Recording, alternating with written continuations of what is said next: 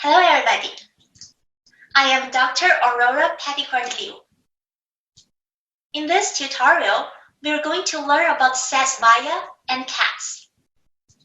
CAS stands for Cloud Analytic Server, and this is the heart of SAS Viya.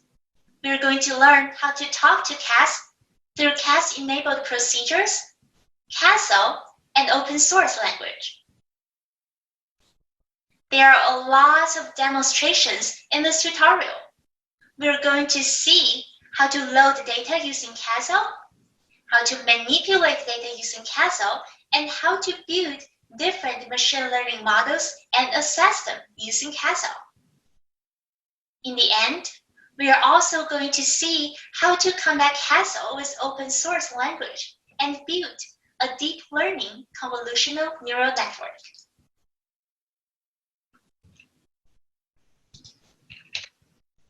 In the very first lesson, we're going to learn about basics of SAS Viya, CAS, and CASL. Then, we're going to see how we manipulate with the basics, how to start a session, how to use existing data, how to pass data, and how to run SAS9 data steps and SQL in CAS. Next, we're going to learn more about the component in CASL language, the proc-CAS syntax, data types, variables, action sets, and self-defined action sets. Finally, we're going to see how we use these deep learning action sets and how to use CAS in open source. Let's get started. So, what is SAS Viya, CAS, and CASL? I like to start with this sentence. In the new world, it's not the big fish which eats the small fish. It's the fast fish which eats the slow fish. Having a way to quickly transform data into action is essential to today's business. And SAS Viya is a good tool for that. It is an open, cloud-enabled, in-memory analytics engine with a number of supporting services. The SAS Cloud Analytic Service, the CAS, is at the heart of SAS Viya.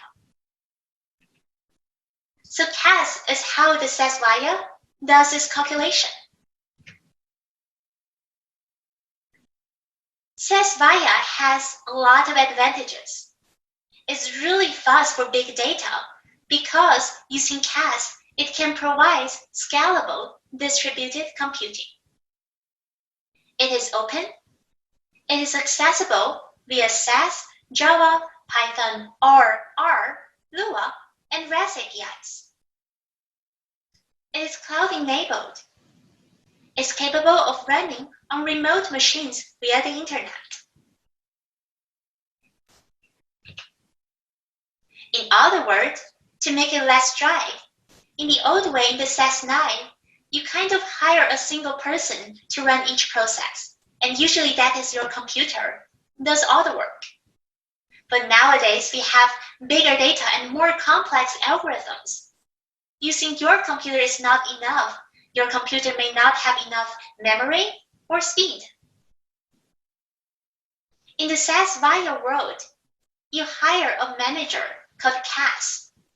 And this CAS is not only smarter, faster, but also has an entire team to handle the work. So CAS and her team retain the data in memory. It has big brain. It can store all the data in the memory. It can scale to data of any size. You can just increase the amount of little computers working under CAS or has more CAS. It is really fast because every task you pass to CAS is going to be done parallelly by the workers under it and CAS. It's a parallel computing. It also supports node-to-node communication. All the workers in the CAS team talk to each other. So this makes them fault tolerant. If one fails, the others can pick up the work. Of course, you can hire as large a CAS team as you need based on the size of your data and the complexity of your tasks. So now you can see the fundamental difference between SAS 9 and SAS Viya is how the computation is done. That part is different. In SAS Viya, you do it in the cloud in a parallel computing fashion. SAS Viya and SAS 9 can coexist on the same hardware, physical or virtual. So it's not A or B, you can have them both. There is a little mindset shift that in the old time, when our algorithm is simple or data is not that big, we can do all the calculation, our results are deterministic. Which means if you run it multiple times, they're likely to stay the same. But nowadays, in SAS Viya, because we distribute the work to a whole team, because there's a lot of randomness in algorithm in order to optimize for large complex data and tasks, then in SAS Viya, the result can be non-deterministic, which means the result will follow a distribution, and you don't always get the exact same result, but you get a very good result following the distribution.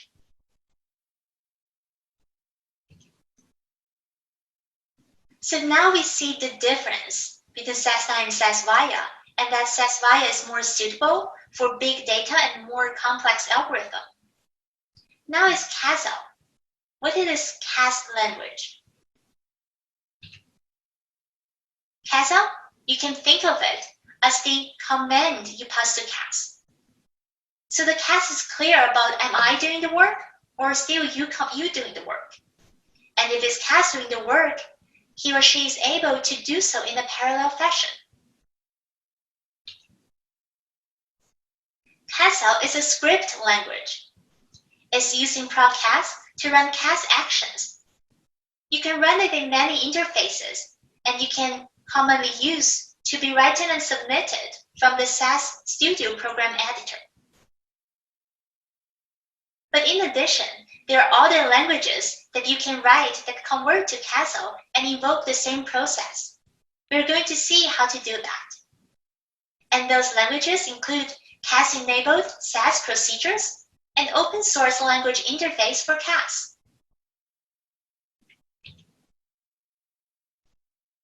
CASL is the back-end code for all SAS Viya applications. For those of you who have experience using SAS Viya, you know there's a lot of tools in this big toolbox, and the tools support the whole data life cycle, from how you store and manage data to how you discover patterns, visualizations, and models in the data, and in the end to how you deploy your model. You manage your model, manage your decisions, do event stream processing, and all of these.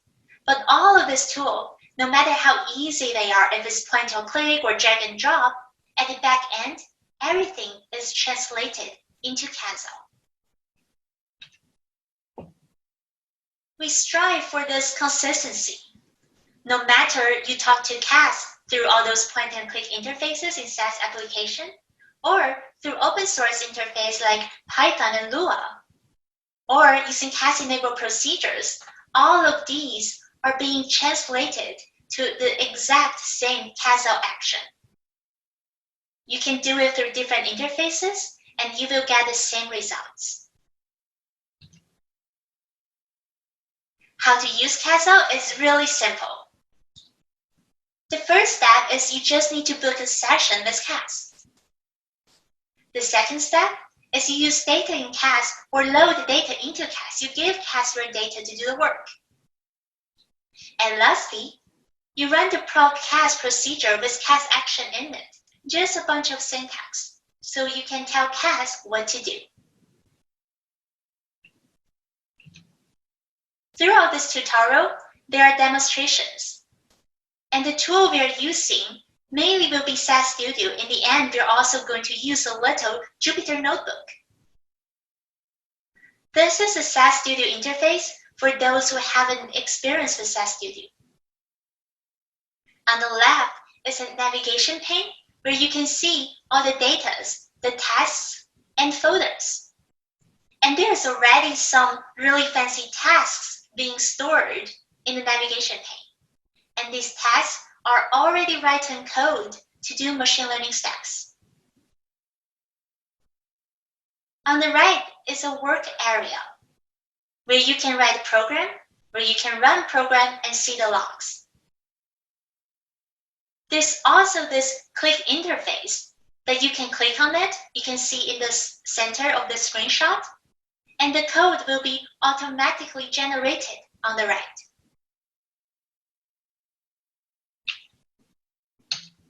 Are you ready to start the next lesson? So now we've seen what is SAS Viya CAS and CASL. This lesson is about how to work with data in CAS. How are data in CAS different from data in traditional SAS 9? The very first step of doing anything CAS is to start a CAS session. What we are doing when we start a CAS session is, let's use SAS Studio as an example. When we open the SAS Studio, we are starting a session in the SAS programming runtime environment called Spray. And the Spray supports all the SAS coding. It acts like a good old SAS 9 session. And then inside the SAS Studio, when we already have the Spray running, we start a CAS session. And this CAS section can execute CASL and CAS-enabled procedures.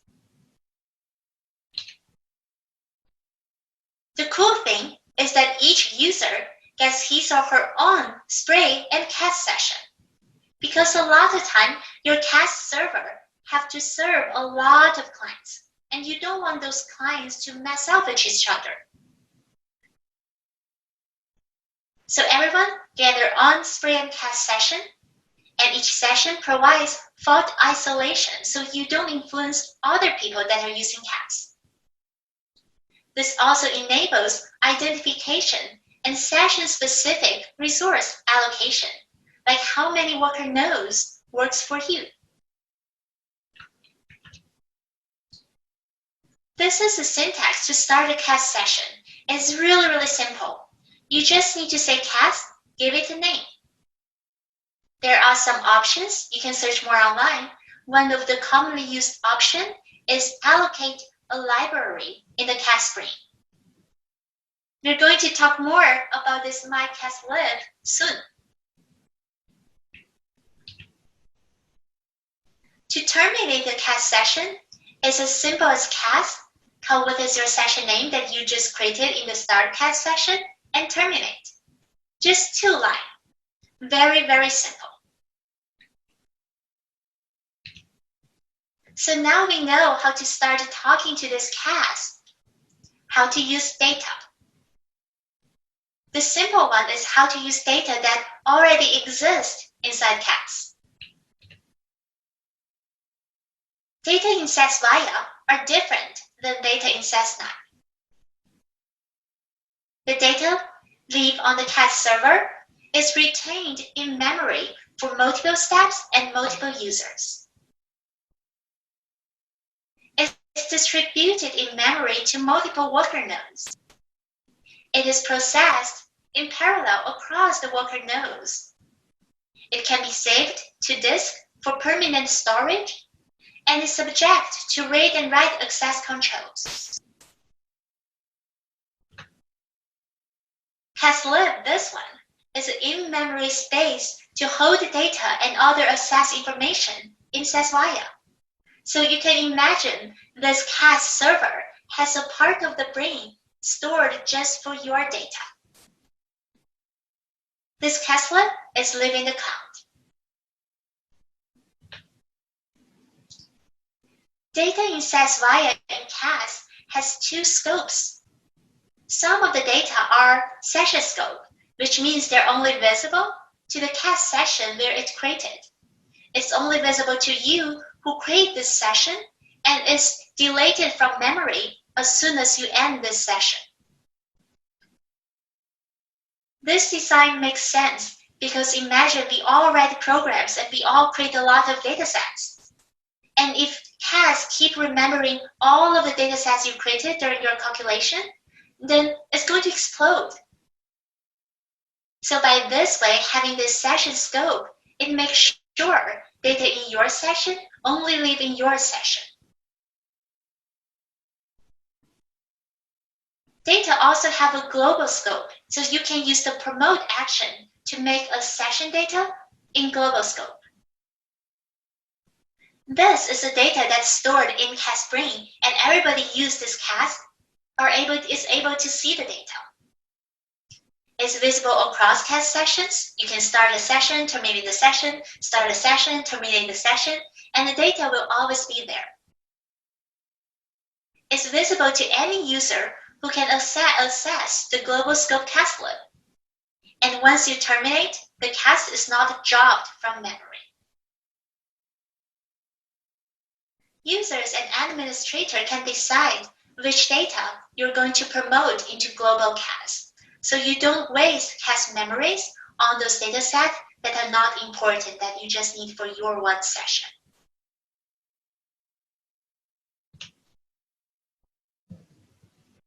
To access data in CAS, this is the syntax. The CASLIB all list show you all the data already exists in CAS. In order to talk to this CASLIB, you need to create a spray library, which is a library in your SAS code, to refer to the location of the CASLIB. So in this example, the CASLIB is my CASLIB. And then you create this library, myWorkLib, which is basically a pointer to this CASLIB. The myWorkLib is the name you can use to access data in CASLIB and do your calculation manipulations. Sometimes the data you want to use have not existed in CAS. Nobody knows, only you and your computer know. In those cases, you want to pass your data into CAS. One thing you need to know is because CAS is a cloud computing, it is another computer running the cloud, so it can only work with data it already knows.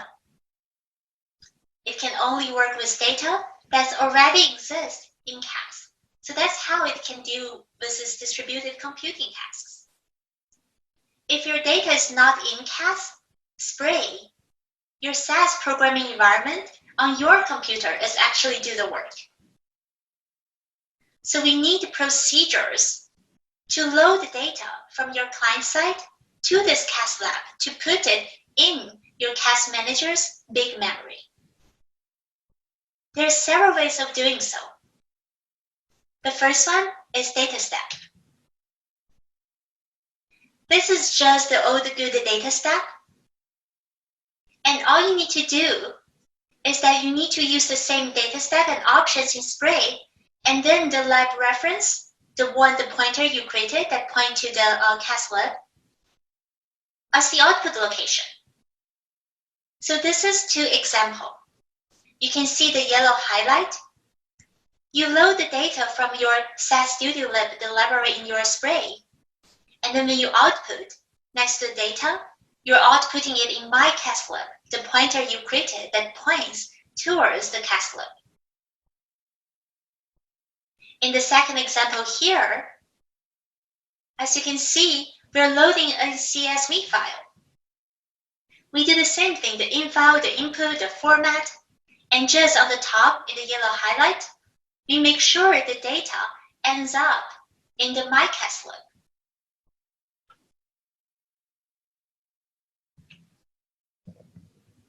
The second option is to use the old good proc import. And we also just need to pay attention to the yellow step to make sure the out statement is connected to this lib reference that pointing towards your CASLIB. Below is an example. You can see the out is my CASLIB dot my big CAS data. And this replace just means if this data already exists in CAS, then replace it with the new version.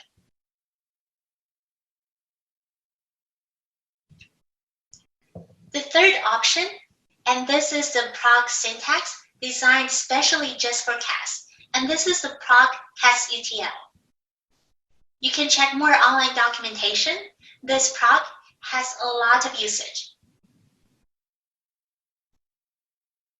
In here, you can load data. You can load your data. You can specify what is your output CASLIB. Specify the name of your output data, and you can promote to global or replace with existing data that already exists in the CAS. So here's an example. You have this data on your desktop called mybigdata.sas. You just inside this proc CAS-UTL, load the data, specify your output CASLIB, specify your CAS out, and replace if this data already exists in CAS. Very simple syntax. The CAS-UTL has many usage. You use load data to load SAS data. You use load file to load the Microsoft Excel or other supported file formats. You use load CAS data for the SAS-h.dot file. And this is a file I'm going to talk about it soon. It is a file optimized for distributed computing. If you have really large file, you can also use the option here, the CAS data limit, to specify how big is the size, what's the size you allow to be uploaded.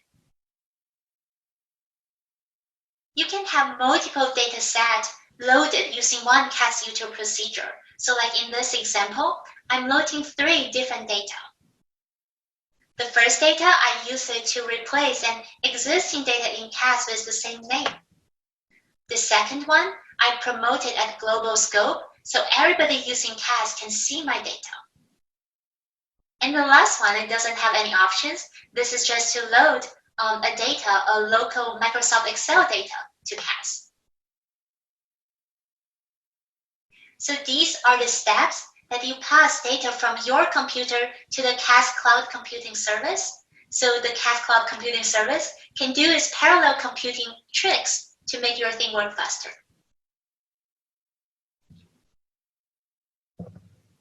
The next part is how you save data to the server disk.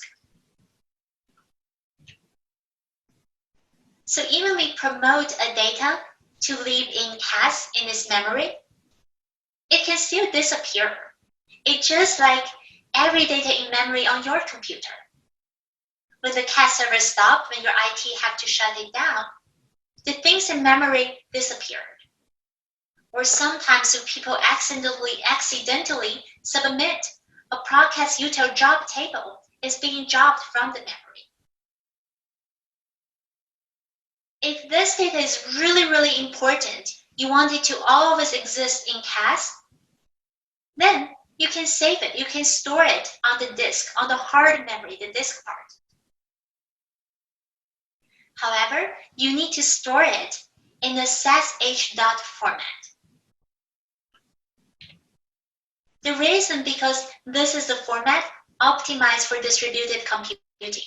If you store it in this format, then it's much easier for CAS to pick up it and load it back to its memory. This is just a format. It stores a direct representation of an in-memory table on disk. This format helps store this representation that is distributed across the worker nodes. So when the CAS reload the data, it can quickly do the reload to support the parallel reload. This data format cannot be used in SAS-9. It can be used only by SAS high-performance engines. The syntax is really simple. It's a proc CAS-UTL. You just save CAS data, give it a name. And of course, you can have many more options. You can specify the in CASLIB, out CASLIB, and what is a CAS out, what is a new name. Alright, so now we've learned how to pass data to CAS and how to work with data in CAS. In here, we're learning how to run SAS9 DataStep and SQL in CAS. A lot of data preparation work can be done using just those two steps, and I want to make sure you know how to use it in a simple fashion.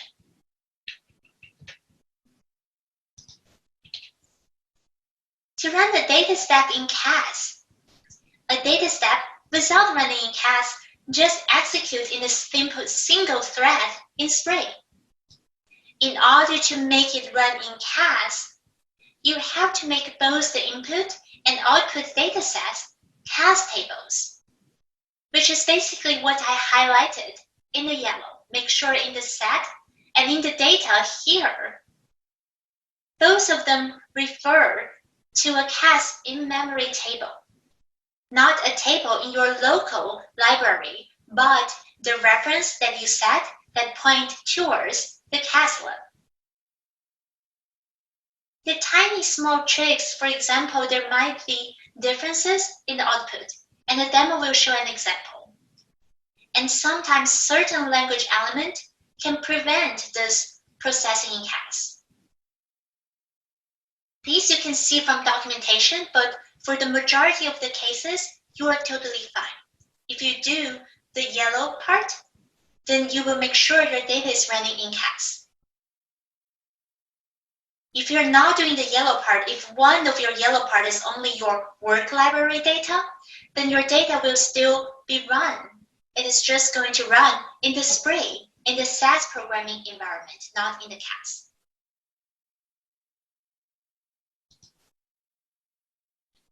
To run SQL in CAS is again, you just need those two yellow part, and also you need to use another procedure called proc fed SQL. Proc SQL executes in a single thread in Spring. Only proc fed SQL executes in multiple threads in CAS. You need to also have the SAS reference to refer to the CAS session you created. And then you need to select from this CAS in-memory table. So this yellow part are the part you need to work on in order to make this procedure run in CAS. Otherwise, it's just going to run in Spring.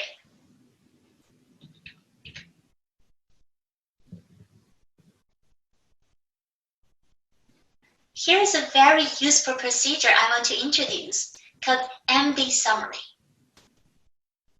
A lot of the time when we manipulate data, we just want to calculate really basic things like frequency, average, mean, and max. In order to calculate them in the parallel computing fashion, proc MD summary is the one to use. Below shows an example. This procedure computes basic descriptive statistics across all observations or within the specific groups. And this is a very useful procedure when you also use other data manipulation things inside CAS.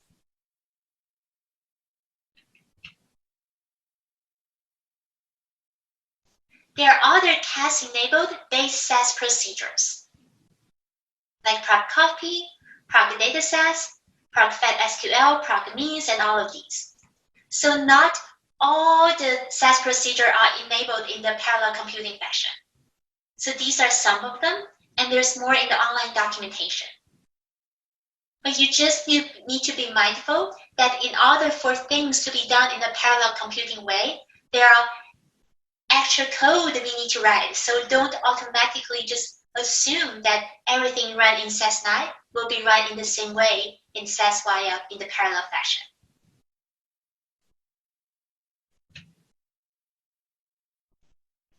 Sometimes you need to run non-CAS procedures with CAS. For example, this SQ plot.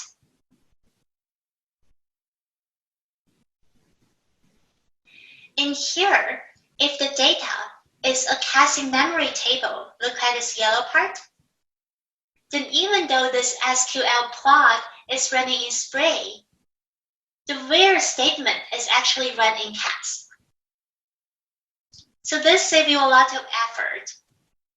Instead of passing the whole big table from CAS all the way back to your computer, this where statement make it select the meaningful input in CAS first, and then put the smaller data back to your spray to run the SG plot, to add the SQL plot. There's an option called MSG level equals to I, and this is basically how it will print out in the log which steps are executed in CAS.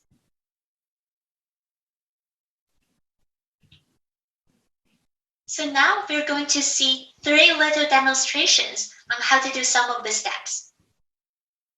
We're going to see how to start a CAS session and load data into CAS.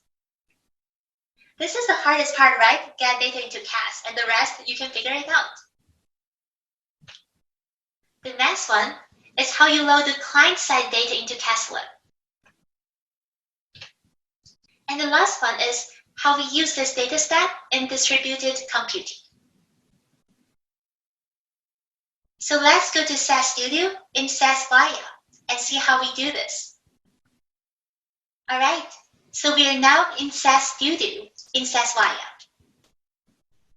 We're going to first start with how to start a CAS session so we can talk to CAS. The good news is that inside this tool, there's already snippets, which are code people already written for you to use them more efficiently. One of the snippets inside the SAS Viya Cloud Analytic Service is New CAS Session. If you just double click, I'm going to change this layout to be single. Then this is all the code you need to start talking to CAS. Your session is called My Sessions. And then you have this space in CAS memory. You call it CAS user. I already write some code down for you for a quicker demonstration. In here, we start as My CAS session, My Session CAS session. And then this lab name statement is basically create a reference to this CASLIB CAS user and name this reference My CASLIB. So let's run the first 2 lines of code. You will see here, we have active CASLIB. Everything is successful. And when you see these libraries here, you see you have this icon of a library in the cloud. Everything in the CASLIB will show here. Next, we're going to see how we load data into CASLIB. To do that again, there are several snippets. Click on this Load Data to CASLIB. Change the layout to single. You see you already have template for 3 different ways of loading data. The first one is you specify a path to the client file. It can be your desktop or somewhere. It is where you store this data, and you output it in My CASLIB. The second one is an example where you load a base SAS dataset from an existing library. So for all the library you see here, you can load a SAS data from there to the CASLIB. The third example is how you load the CAS data from a specific CASLIB to another CASLIB. So you are moving this data across CASLIB. In the program I already written for you, we'll just load this file from our workshop folder. The output CAS library is the CAS user, this one. And we are, of course, using the proc CAS util. Let's run this code.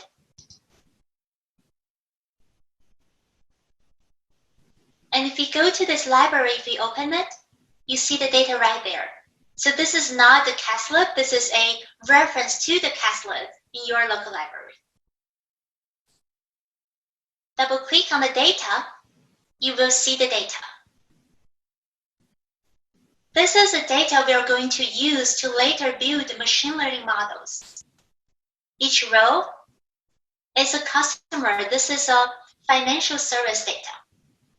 So these are information about this customer's financial activity and some of the demographics, such as job. We're going to predict this bad, and this is whether this customer ends up paying back his loan. So the bank wants to predict whether I should give loan to these customers because it has information of in the past whether a similar customers paid off his loan or didn't pay off his loan. So this is what we are doing in the demonstrations. And these is all the steps to start a CAS session and put the data into CAS. The next part of the demo is how we run a data step in CAS. Here we have two blocks of code. The first one, you're only running the data step in Spray. Why? Because as you can see here,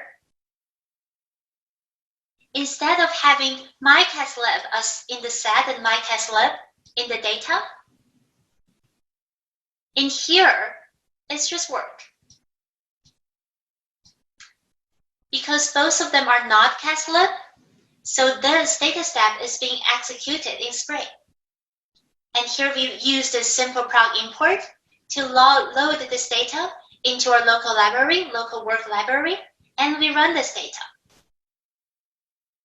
What it does is that it's going to count the numbers of office workers, the numbers of people that has job equals to office in the data set. So let's run this.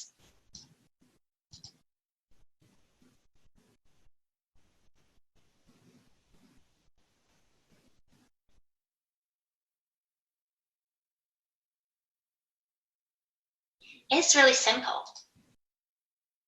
In the output data, it tells you exactly there are 948 office workers. And we calculating this through this code. If it's job office, then we increase the numbers of office worker by 1, and we output the number when we meet the end of the file. And we keep this numbers of office worker to keep this variable.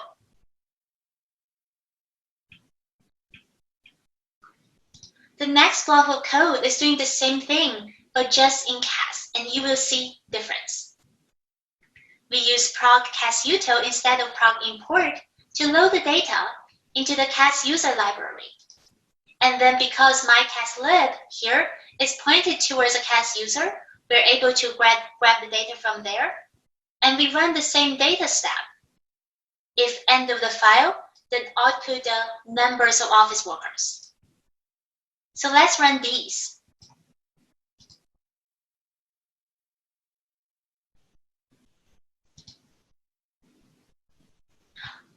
Something different happened. You can see it's quicker, but instead of one number, we now have 16 numbers. Why this office worker becomes 16 numbers? We're doing the same thing, right? The reason is because the process is now distributed. Instead of one single thread, one single worker, calculate all the numbers. In here, in CAS, we have 16 parallel processes to calculate workers. Each one of the process have a proportion of the file. And here we are calculating it using the end of the file. So we got 16 numbers, just represent how many office workers in each of the file in each of the worker. So that's why we see 16 different numbers. If you sum them together, it is the same result as the previous step. And in the log, as you can see, there is some information of these are being run. The data step is being run in Cloud Analytic Service.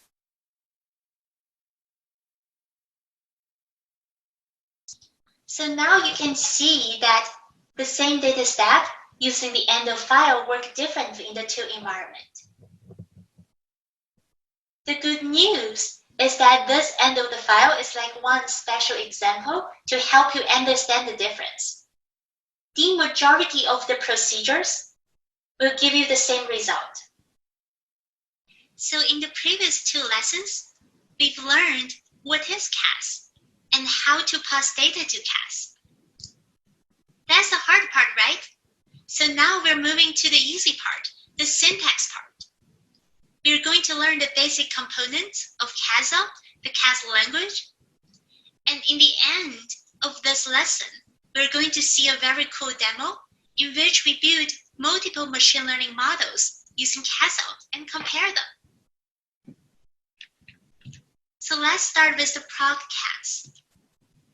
Proc CAS is how you run the CASL language. We are at the step 3 that put the CAS actions inside proc CAS to do real cool stuff. Inside proc CAS, we can have variables, expressions, functions, and CAS actions. Let's start with data types and expressions in CASL. This is like the basic of every programming language. These are the list of data types that it supports. Most of them are very similar to SAS 9. Two of the data type I like to point out. The first one is array. This array is the same array in many other computing languages. It's basically an ordered list of value. You can imagine each value stand in a row and there's an index. And machine can directly query which value it wants by giving the index. I want number 2, I want number 3, I want number 4. This is how we define this data structure in CASL. The syntax should be very familiar. Please check the online documentation for more examples. In here, I'm just showing you how to define it from a data table. Then how to loop over the array, which means for each person, I do this stuff. In here, for each product name in the array, I trim it. So I found myself most usually use array to store long variable names. Sometimes you have a long list of different variables. Instead of writing them again and again, you store them in an array. And then you can loop over them to do stuff.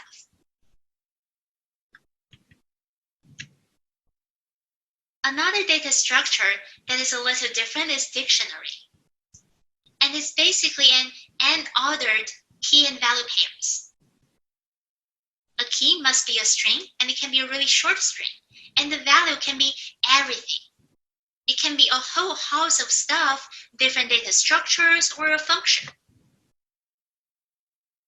The reason we have dictionary data structure is that it is really fast to assess this large amount of value. It takes one time to search it. This is because it is stored using a hash function, so the key can directly be translated into the exact location of where the whole value is stored on the disk. This is how you would define a dictionary in CASL. You declare a hash, you define the key, you define the data, and you're done. And then you can loop over each element in the dictionary. There's more online documentation for dictionary.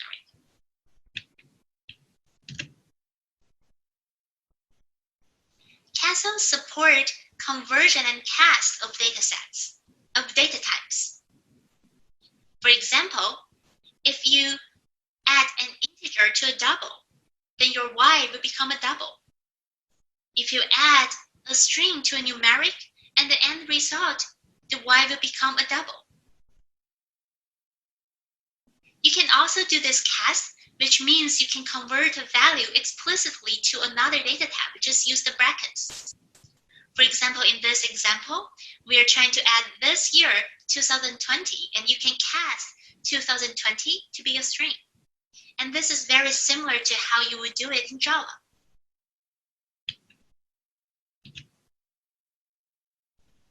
The expressions in CASL. Arithmetic, the plus, minus, multiplication, division. You can compare operators. You can have the comparison operators. You have the logical operators in between. You have others. For example, this one, the 2-bar, concatenate character values. You can check online for more documentation. And this is just very basic component of this CASL language. It should be very similar to SAS 9. Now, this is the more interesting part, variables and functions. You can have variables and functions inside CAS. Variable, just like variable in other computer languages. You have a name, you have an expression. The expression can be a value, an expression, or a function. A CASL variable will always have a name, a scope, and a data type. They're commonly used as parameters to a function or an action, in an expression, or as an alias to a function. So you can assign a function to a variable.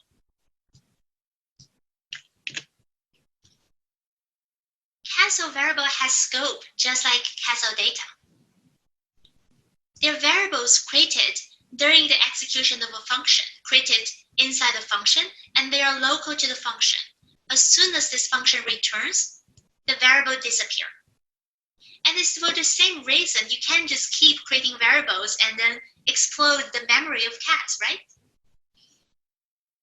Some variables can be global.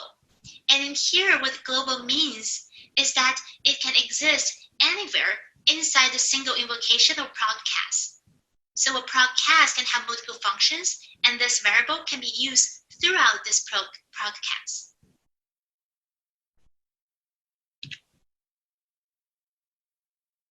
Now we see variables. These are the functions. The functions are just like functions in every other computing language. We have two types of functions, common and built-in.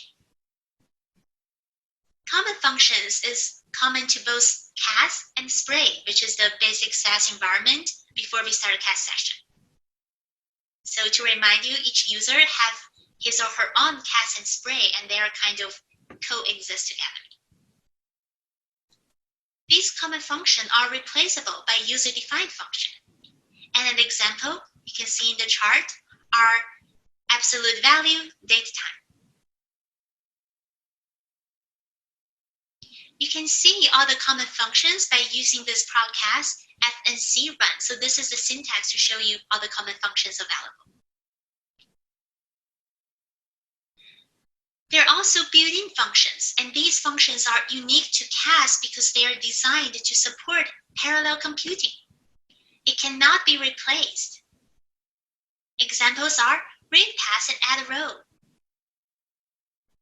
And you can see all these built-in functions using the CAS function list and run this syntax.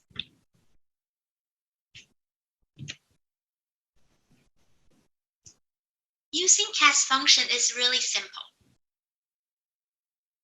This is how you would define your CAS function, and this is how you would run it. You can define your own CASL functions inside CAS as well. In here to define it, first you need to put it inside the CAS. And second, you say it's a function, give it a name, give it a list of arguments in the bracket. You write down your function body, whether it's a calculation or trim or whatever, and then you end. This is how you define the function. To use the function, you can just my function and have the argument in it. And what the function return will be stored in this output. Very simple syntax.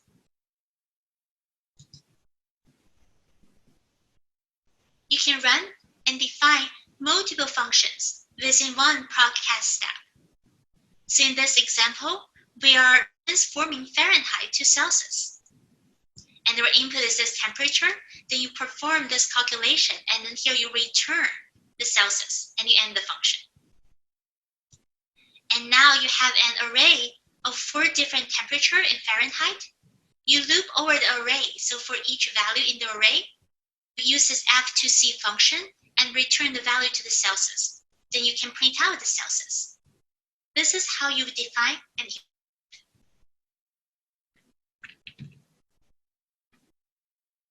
Need to remind you that just like everything else, function also has scope.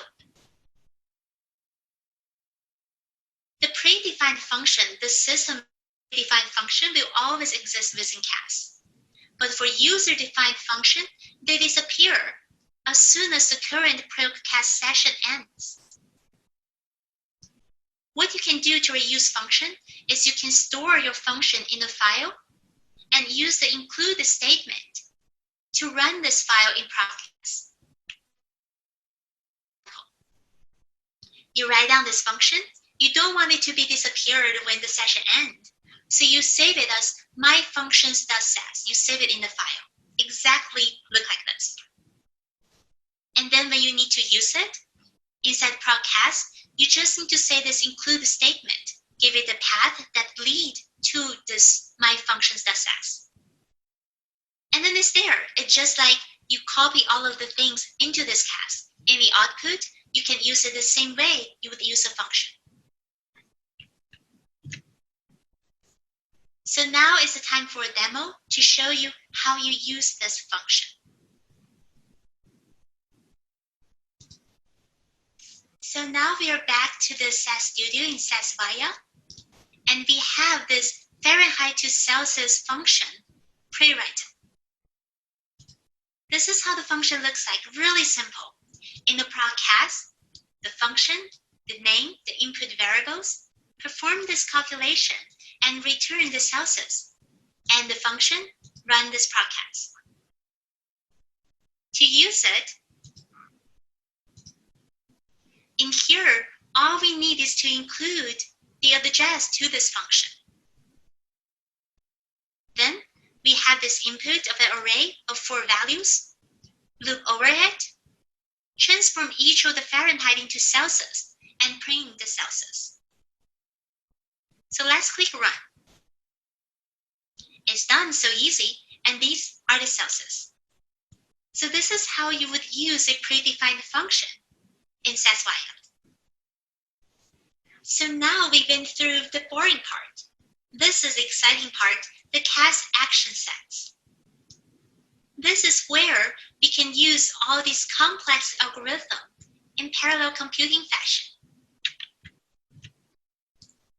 CAS actions are the smallest tasks that a user can directly control. This is like the small unit of command we can tell CAS what to do.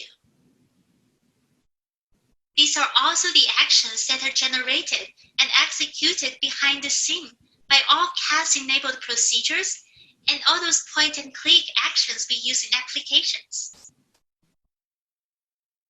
The actions are functionally organized into groups called CAS Action Sets. There's online documentation for all the action sets and each action and what they can do and how to use them. To run CAS action, we run it into proc-CAS. And it's very simple. Inside proc-CAS, we first load an action set, just like loading a package in Aurora Python. Then this action, inside this action set, which action you're using, and dash what are the parameters of this action. And then you run it. That's all you need to do to run an action.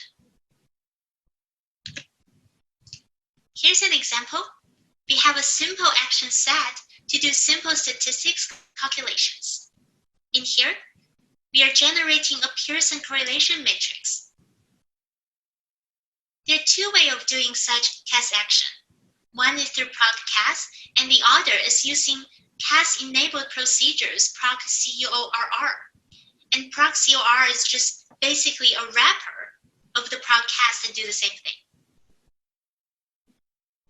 Inside CAS, we load the action set simple dot correlation. We run this correlation action.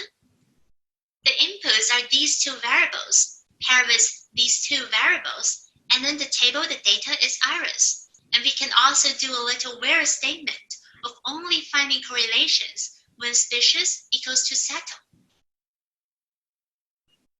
When we run the CAS-enabled procedure proc query, we're doing the exact same thing.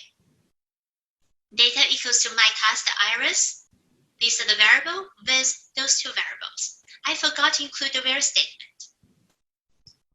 But as you can see, this is how you calculate correlation using these two methods, using CAS and CAS-enabled procedure. But behind them is all the CAS actions. Another example is when we run an SQL. We talk about we can run SQL in parallel computing using this proc fed SQL and refer to a session and do the same SQL procedures just like a proc SQL. But when you are running it at the back end, we're actually running this proc CAS on the top. To do that directly is basically proc CAS. Inside of it, you have this fed SQL action set, the EXEC direct action. And inside the parameter behind the dash is the query of this SQL. Both code will yield the same result. This is another example in which we build decision tree. We load the decision tree action set and the B-tree tree. Inside of it, we say what are the inputs in our models. What is the data, the table, and what is the target, is the price we are trying to predict or model. Then we run, we quit. And this is equivalent to this CAS-enabled procedure proc tree split, where we specify the data, the input, the target. And this is also equivalent to this structuring model studio. So one of the node is decision tree. So when you drag this one green node onto the model studio interface, you are actually executing the proc CAS here or the CAS-enabled procedure here. This is how you would use the CAS action set. And as you can see, there's so many treasures inside this action set for you to perform machine learning, statistics analysis, and other things. If you are not content yet, you can also define your own action set. And this is the syntax. You just use this built-in define action set action. Then you give your action set a name. Then you can have multiple actions. For this example, we had one action and we name it list files. We give a description on what it does. And then in the params, we define what are the input parameters and what's their type and whether they are required. Inside the definition is where we write out this whole function. And in send response is where we declare what is the output of this action. Once you define this action set with several actions, you need to know there's also a scope and it only exists in the current CAS session. In order to make it available to you forever, or not forever, but for a long time, you have to save it. In order to save it, these are the syntax. You need to first translate this action set to a table. It's as easy as here's the action set and here's a CASL table. Then, just like how we store data onto the disk using the SAS file format, we also need to do the same thing. We use table.save and save this table into the SAS format so that later, when CAS needs to use it, it can quickly load it in a parallel fashion. After you save it, when you use it next time, is basically use the built-in action set to table. And here you transform this action set from SAS H dot back to a table. After that, you can directly use it. So this is about the CAS action set, the coolest thing in CAS. So it's the time to see an example of how we use CAS actions to build multiple machine learning models to create, score, and access several machine learning models. So now we are in the SAS Viya SAS Studio. The first couple of lines are, we already done them before. This is just to start a CAS session and to load our data into CAS. Then we are going to build this many machine learning models.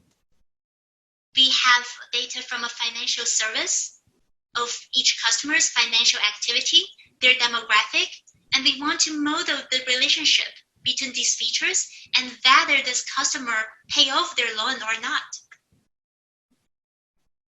So the very first step is we are going to do some pre-processing. And I'm telling you, this is a toy example data. It's not as messy as real-world data. So here's only 2 simple steps. The first one is to replace missing value. Because for many math formula-based machine learning model, like regression or neural network, if there is any value missing in the whole observation, this whole observation is being thrown away, not used in building model, because math formula cannot handle missing value. So here we impute missing value. We use the data preprocess action set and impute action. And we replace all the continuous variable that are missing with the median. And if it's nominal, we replace it with the mode. And we tell the machine, these are the variables. And the output data after imputation is called indata. The next step is we're doing the sampling.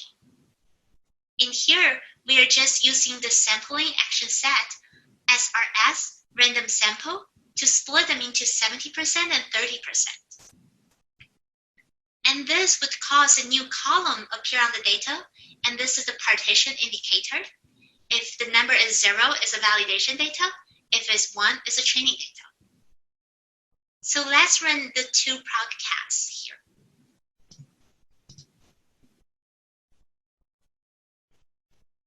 Things are fine. These are the output. And we have this in data, this indicator, partition indicator. In here are the partition indicator, and you can see this data is living in the cloud.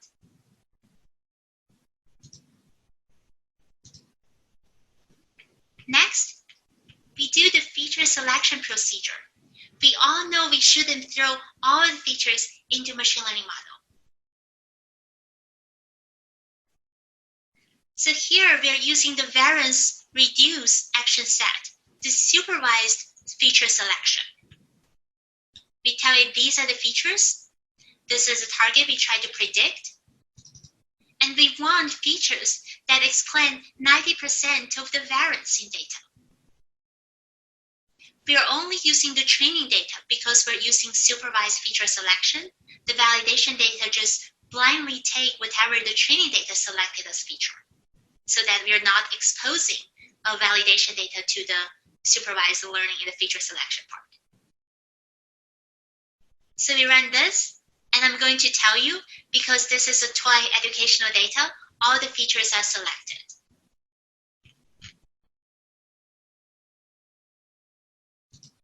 Next,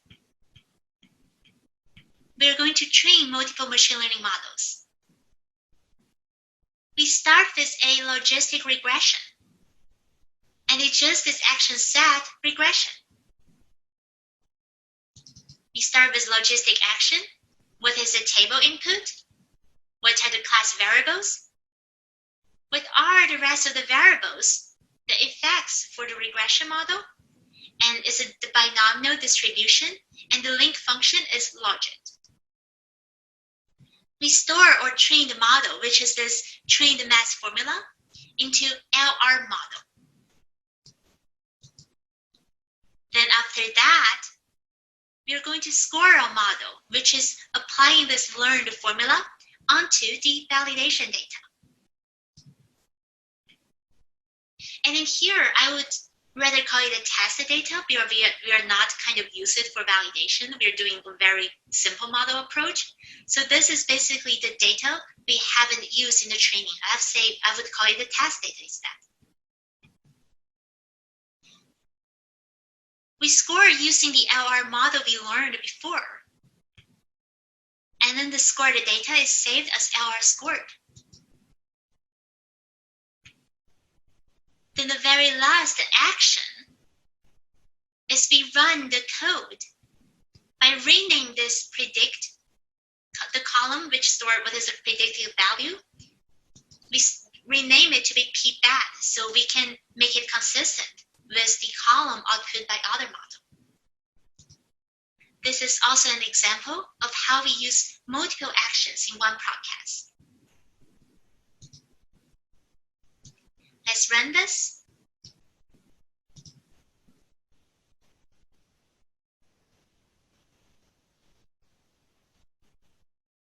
Here you can see these are the details of our logistic regression model. We can see the field statistics. We can see the parameter estimates and whether they're significant. We can see this task timing. How long does it take to do each step in this model? And now we know our model is stored as LR model, and our scored data is this LR scored. And if you double click on it, you will see this is the real value, whether it's bad or not, whether it's a bad loan or not. And this is the predicted posterior probability.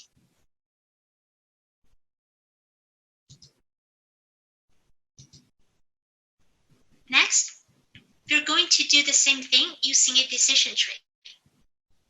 It's the same procedure, just different syntax.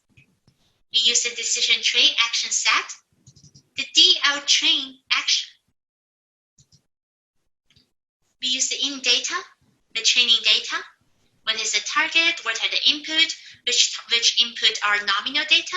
Then we save the model in the cast out. And then again, we use the D-tree score action to score or save the model on the test data. And we save our predicted value into this DT scored. So let's run it and build this decision tree. You probably have realized that things are running so fast, right? This is the merit of parallel computing in SAS Viya, and why SAS Viya is really ideal for big data and complex data tasks. In here, we have this tree. It shows how many leaves and a bunch of other information. And now we have this DT scored, which is the same table. What is the bad, what is the real value, and what is the predicted posterior probability of bad loan.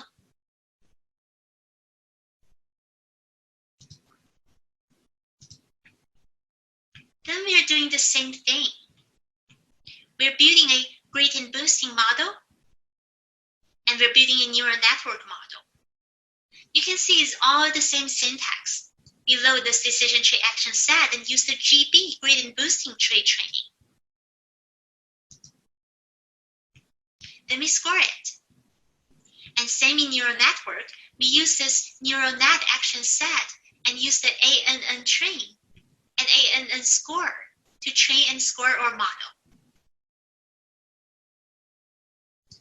There's detailed documentation online of all of this action set and what parameters you can use. So let's run these two CAS procedures to train a gradient boosting model with 1,000 tree and to train a neural network model with 150 hidden neurons in one hidden layer.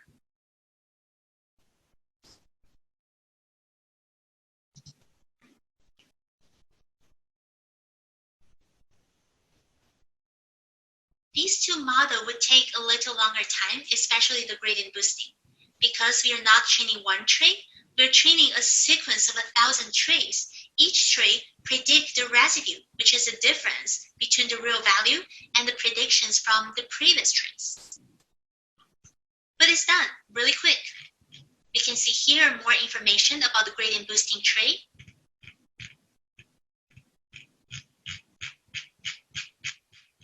All these trees.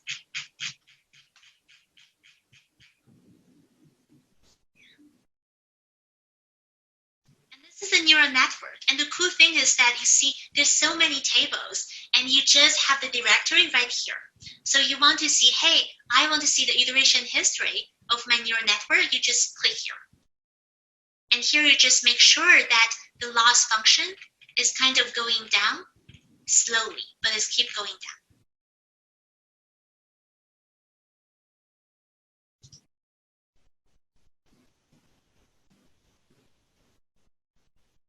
All right, so now we have all of these scored data. It's time to compare the model performance. In here, we're using the percentile action set and the SAS action to create assessment for each model. Let's run this and see what is the output. Click Run. And now let's open one of the assess. Let's first combine those assessment tables because it's right next here. And this is basically for each assess table, we have a new column telling it which is the model. And then in here, it's just a very simple data step that we combine all of these assess data sets. And you can see we just use this data step action set and run code action. We run here, and then we're going to see what's inside this assess table.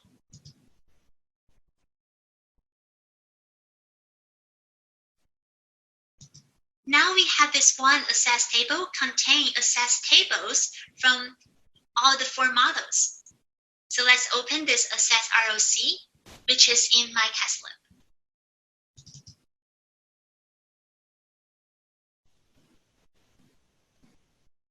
So here, you can see we're doing the cutoff, which means for all the data, we are, instead of having this cutoff above 0.5 yes, below 0.5 no, we try different cutoffs. And this different cutoff, we are calculating true positive, false negative, sensitivity, specificity, all of these.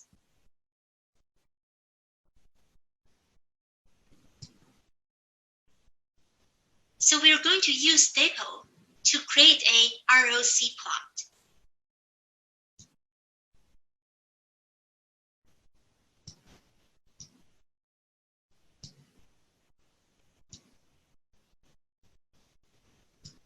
And as you can see, just to explain what this cutoff value means, if cutoff is 0, it means everything above 0 is yes, everything below 0 is no. So that's why the true and false positive are all very high, but there's no true or false negative. And on the contrary, if the cutoff is 1, is this, you don't have a 1. If it's 99, then it means above 0.99 is yes, below 0.591 is no for the posterior probability. That's why there's so little true and false positive and so high negatives. Usually the result the model give you is when cutoff is 0.5. This is usually the classification result that is given to you by the models. But here we calculate all of them to do the ROC plot. So now, with this table, we can do ROC plot. And in here, we are using prog-SG plot. And let me tell you, this part is not run in CAS. This is run in Spray or traditional SAS. Because we already done all the heavy lifting of training models and calculating results. So now we have a really small table, which is just 100 rows represent different cutoff. We use that, we plotted this in the SGplot. Still, the data is in my CASLIB. And then we're just plotting false positive rate, true positive rate, and then do all the same plot as in SAS9. Let's run it.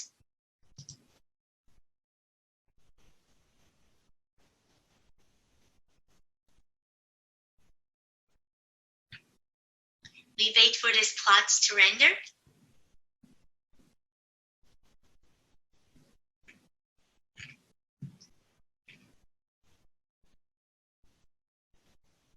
Here is the colorful plot. So we know for ROC curve, the higher the better.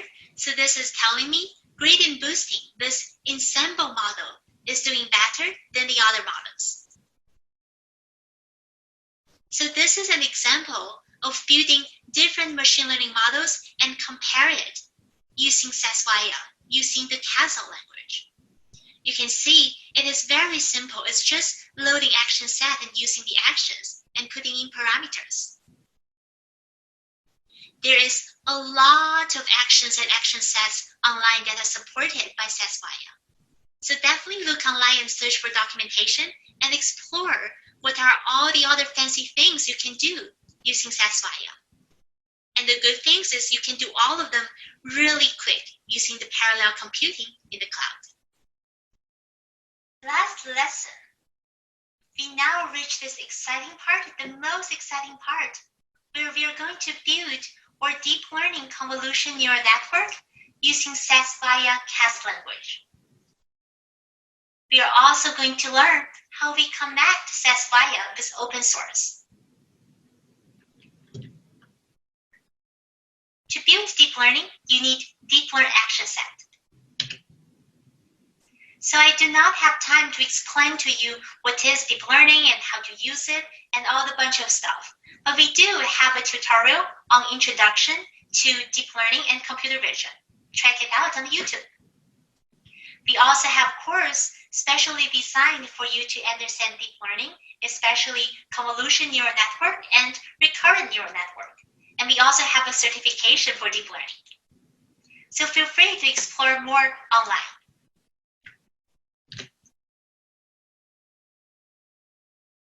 The deep learning action set provides high flexibility of network structure.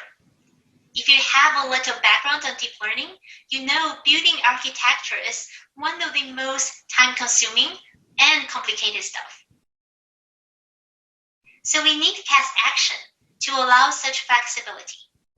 To build different types of neural network, like deep neural network, convolutional neural network for image data, recurrent neural network for sequential data pattern, or combination of them.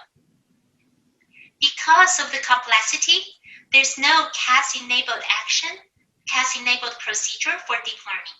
You have to do so using proc CAS.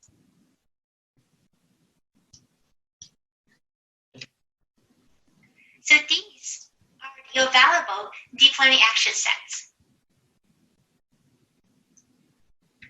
Please check online for more documentation, of course. And here I'm going to go through the simplest step of build a convolutional neural network, which is this PROCAS syntax. At the beginning, we need to find a way to transform image into data, transform the pixel into numbers. So we need to load action set, image, and table. Next, we need to load the deep learning action set. Then, we need to create an empty deep learning model, basically just say what type is it and give it a name. Then how we build this model is we are adding layers one by one. So you have multiple add layer statements for different types of layer, input, convolution, connected, output.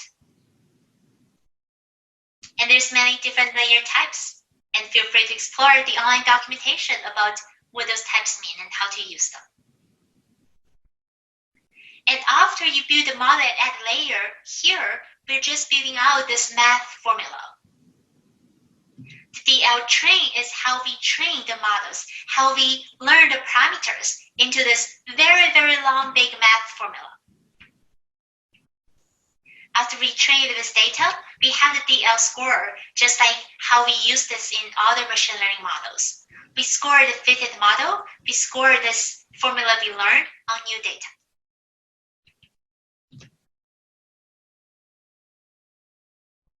So now, before we see the demo that combine those two, we're going to see how to use CAS in open source. And here, just for you to understand that using CAS in open source is not pure magic, it is science. SAS Viya is designed to be open, which means it's designed to have interface talk to other open source language, such as Lua, Python, and R. And all it does is that you need to download this little package called SWOT, and you can think of SWOT as a translator. With SWOT, you can write Aurora Python program that connects to a CAS server, load data to CAS, analyze large in-memory dataset quickly and efficiently using CAS actions, and work with the results of your analysis using familiar data preparation techniques or like image plotting techniques in open source language. So it's a collaboration between the two, letting CAS do all the heavy lifting and let your open source to do all the customized fidgeting. And this is another way I like to explain this SWOT package. So the CAS-enabled procedure like prog, tree split, and all of those that we can run in CAS is basically like you're telling the CAS set, make me a cake. And Lua and Python are the same thing, just in different language. So for example, Lua is invented in Brazil, so it's Portuguese, and this is the language, and Python is by the Dutch. And the SWOT package is a little translator, translating it into what exactly it means, into the CASL language. And the CASL language is made of a CAS action, which is the basic step of preheat the oven, mix ingredients, put in mold, put in oven, blah, blah, blah, add frosting. And CAS-enabled procedure and all the open source thing is basically a wrapper or shortcut of telling CASL to do these CAS actions.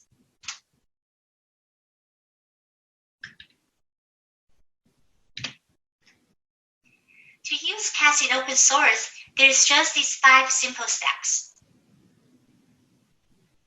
Step number 1, load the package. Then you connect to the CAS. You give CAS the data. You let CAS to do all the heavy calculation, and you get data from CAS. That's all you need. To download the SWOT package, SAS has a GitHub page, and this is where you download it. Please view some of the system requirements, prerequisites, and some examples there. Next, you just load this SWOT package into R or Python using different syntax. This is the easy part. And this is where you do the connection. And once you establish this connection, it's your playground. A connection object, com, represents a connection and the session between the client, whether it's your R or Python, and the server, the CAS. You just need to follow the syntax to specify the host name, the port, the username, the password, and a bunch of stuff.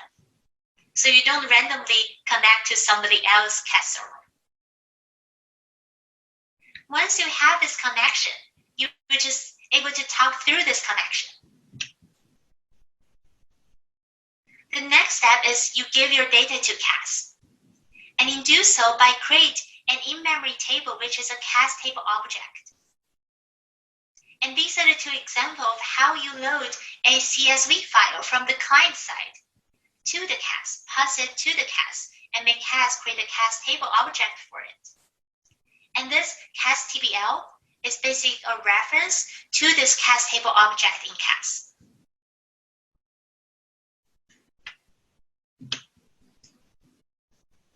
There's this CAS table, CAS TBL reference. You can kind of start some tiny exploration using dimension, the names, and these are enabled by slot.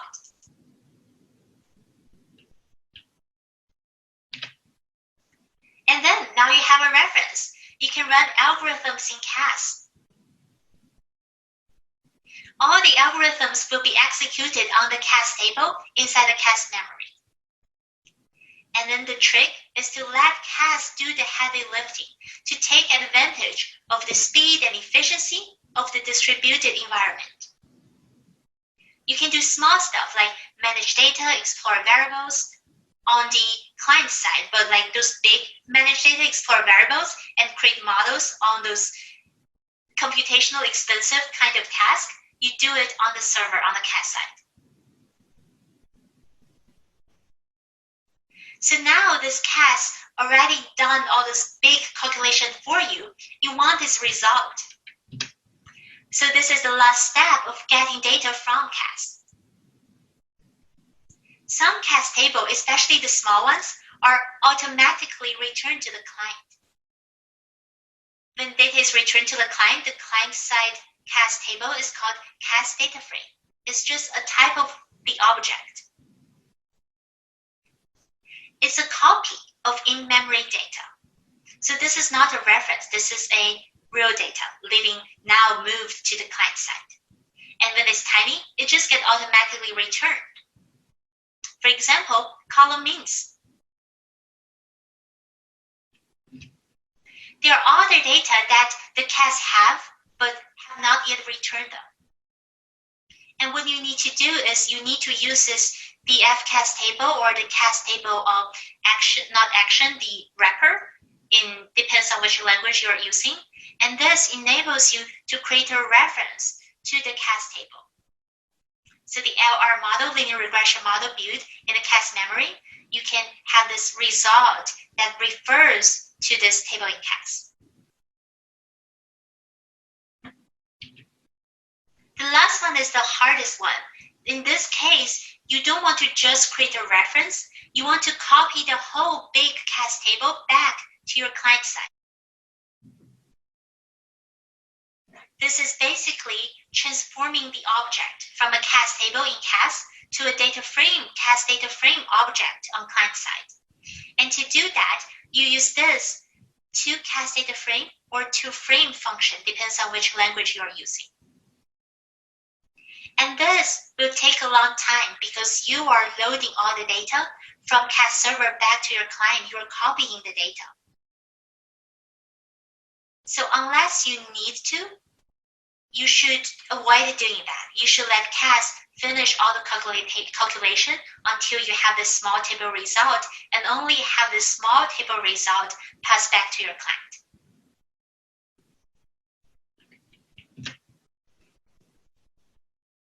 So there are some functions you can use to figure out where the data is located if you get confused. And these are the example.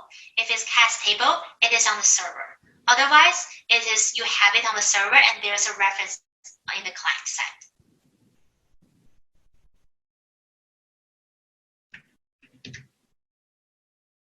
These are some of the efficient coding practice of using CAS and SAS in open source. The first efficient coding practice is create functions. Avoid repeating code again and again. And this is like a coding practice in other computing language as well.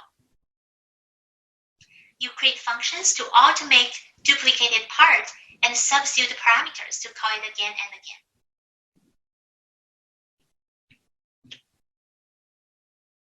Next efficient coding techniques, and this is also the same in a lot of other computing language, is looping. Use loop to avoid repetitive coding, simulation, sensitivity analysis, scoring many models, and stuff like that. Create a loop to do that.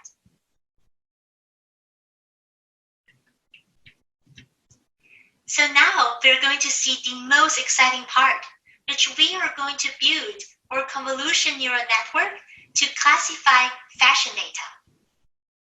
We are going to deal with image data using SAS Viya CAS, and we're going to call SAS Viya CAS in Jupyter Notebook using Python.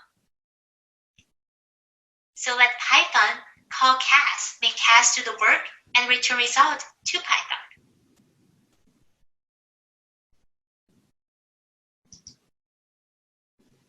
Alright, so now we're inside Jupyter Notebook, another interface that can talk to SAS CAS. In here, we're going to use Python to talk to CAS. CAS is still doing all the work, but we are just using Python to talk to it. In here, we're doing a computer vision task. We are classifying images. We have an image data set. Let me show you. Here, the fashion image data. We have a lot of photos, black and white photos of clothing. And each categories of clothing is in their own folder. So like class 0, these are all the t-shirts. Class 1, these are all the pants. And we are trying to build a deep learning convolutional neural network to classify those images using SAS Viya CAS. And the very first step is to load the packages. Load this fat package, which is our translator, from Python to CAS. Click Run. Load it. Then we are going to make a connection to CAS. We're going to create this connection object, and it's basically using swat.cas and tell what is the server, what is the port, the username and password. Click Run.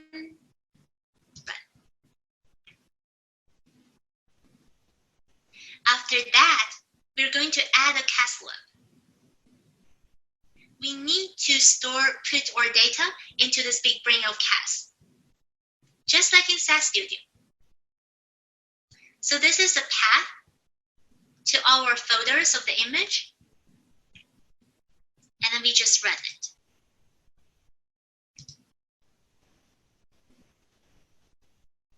So now it's telling you the Cloud Analytic Service, the CAS, added this CASLIB MICL. The next step is we load images, which is an essential step because we are transforming images into numbers, into data. We use this image action set. And here, using the command built-in, the help, it's basically it's going to show you all the actions possible in this image. And every time you run this CAS action or load action set, make sure you have this com in front of it, because this is a connection SWOT package set up for you. These are everything you can do with image, all the actions. And here you load the images. You start with com, the image, the action set, and load image, the action. This is your CASLIB. This is the path, which is the folder inside the path you give it where all the images are stored. Labels are at level 1, so there's the next layer folder of class 1, class 0. And the CASL, the data is going to be saved in this fashion table. The input data is fashion. So let's run. So all the 15,000 images are loaded into CAS. And these are just some actions to summarize the image, show the column information. And it's also here we are loading the familiar action set simple, and we are using it to run the simple CAS action, frequent CAS, simple CAS action set, frequent CAS action, and calculate what's the frequency of each class. And everything, you need to have this com in front of it. This com is the object, do all the translation into the CAS. So let's run this. Run this. Run. And run. So again, we can use the built-ins that help to see all the possible actions inside simple. And And the last step, we calculate the frequency. So we have a total of 10 classes, and in each class there are 1,500 photos. Next, we do the same step as in every machine learning, which is partition the data. And this time, we are doing it into training, validation, and the test. Here we first load this action set sampling, so we can do random action sets, random sampling, just like how we did it in SAS Studio when we built the other machine learning models. Then we use the same SRS random sampling to create 3 partitions. Let's run these. Okay, we have our partition data. Next is the same step of shuffling the data. It's very, very important in image-related tasks because you don't want your eyes to see the same image or the same class of image for a long, long, long time and then move on to another for a long, long, long time. You want it to see kind of one of each in an alternative way, and that really helps your convolution neural network learn. So shuffling the data is an important step for image-related tasks. Let's run this. Shuffle.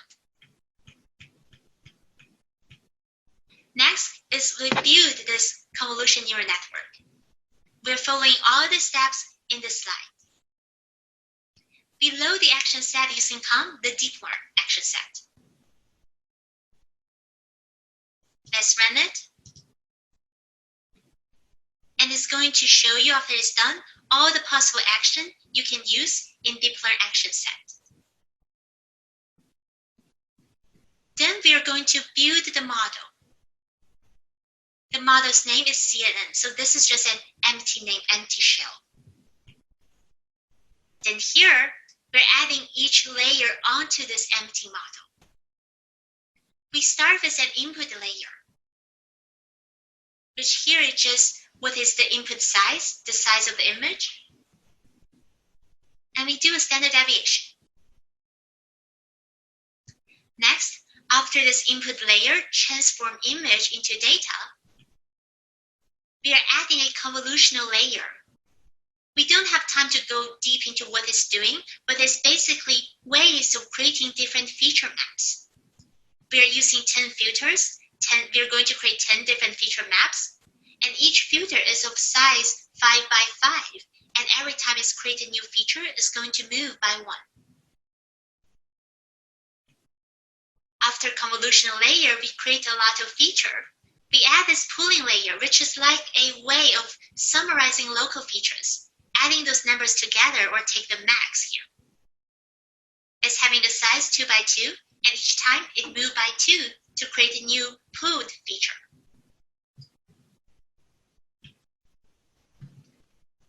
Then we add this fully connected layer. In convolutional neural network, the earlier layers are all about creating features from the raw image pixel data. And the later layer here, the fully connected layer, the output layer, is where we make decisions. We make the connection between features and the output, just like in the other models. So here we add this fully connected layer. We are using 100 neurons. The last layer is the output layer, where we use this softmax function.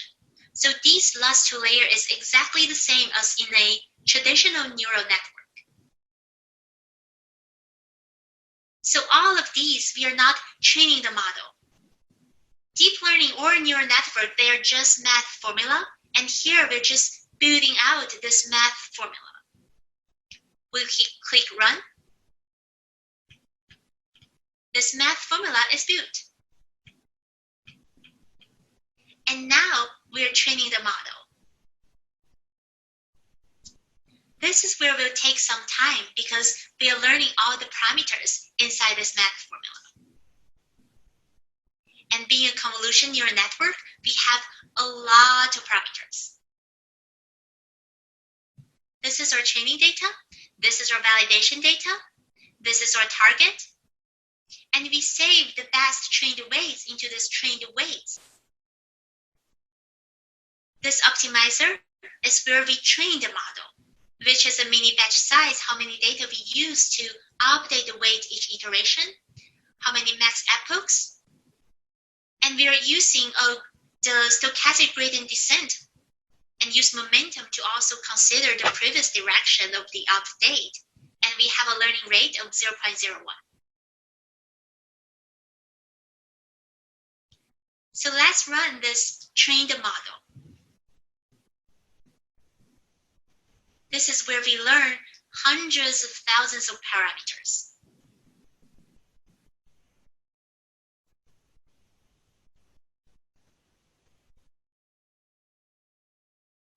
After we train this, then we can store it.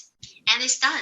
It is really quick given the large amount of parameters we need to learn. Here is it. We are learning 197250, a 6-digit numbers of parameters.